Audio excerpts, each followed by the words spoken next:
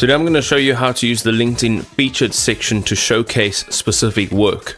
So this is the LinkedIn featured section. If you go into your profile, just over here, you'll have this little section.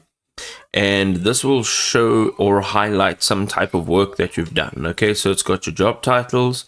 It's also got your preferred location types. And then when you're available to start working, and the type of employment that you're looking for. So full-time, part-time, contract, and temporary.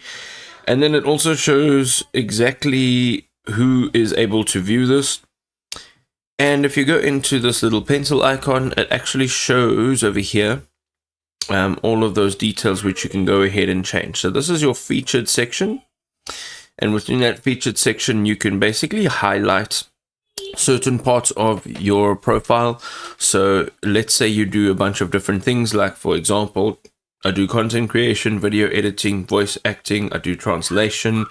So all of these things are very different types of work, but if I am doing or looking for something particular, then I can just add it as a feature to highlight that particular type of work.